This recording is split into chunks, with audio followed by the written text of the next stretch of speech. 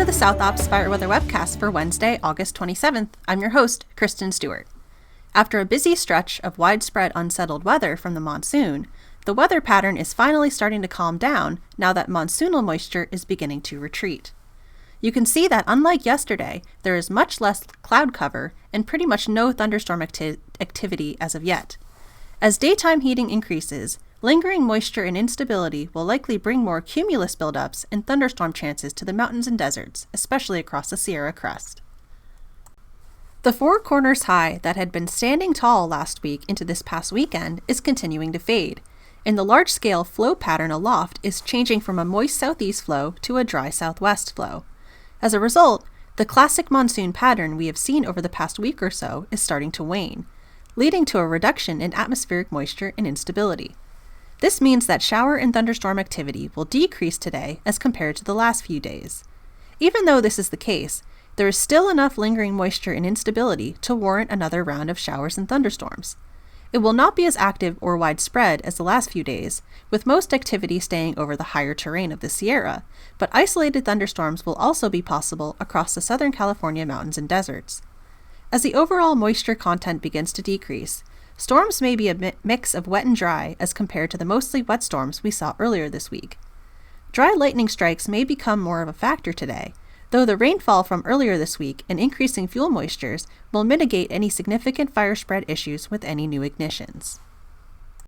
After today, we will finally get a break from all the active weather as the dry southwest flow aloft continues to kick out the monsoonal moisture.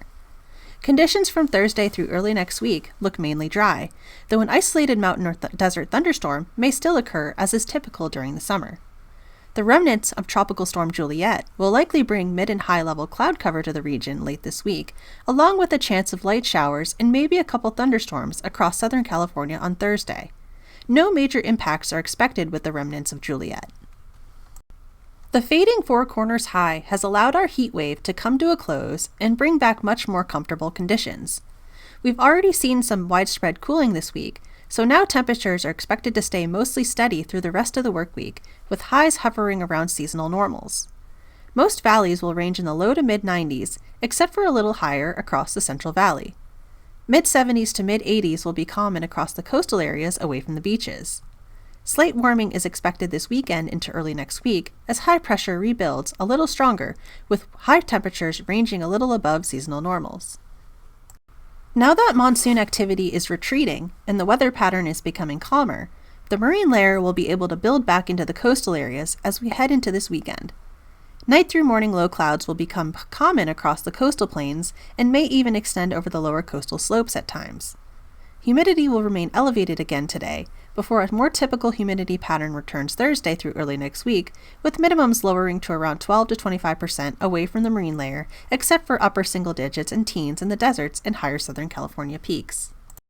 The recent active monsoon pattern has been producing varied and non-uniform effects on the fire environment across the region, depending on what weather has occurred over the last several days.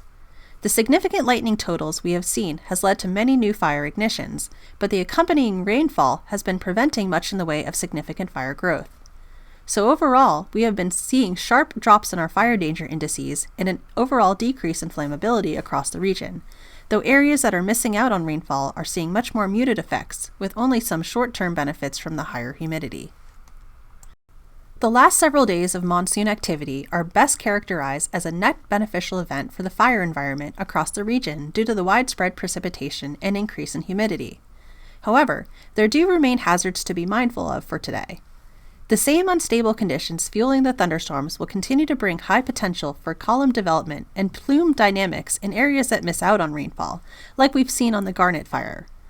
Gusty and erratic outflow winds that typically accompany thunderstorms will also continue to be of significant concern today. There will likely continue to be increased initial attack activity today due to potential lightning ignitions.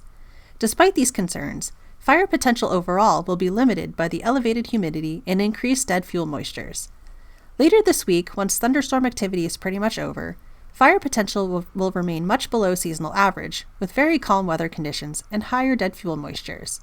On the flip side, lightning holdovers will start to make themselves known with the drier weather, and fire behavior may become more active with fuels drying back out. And that's all I have for today. Thanks for tuning in. Our next webcast will be on Thursday, August 28th. Have a fantastic day.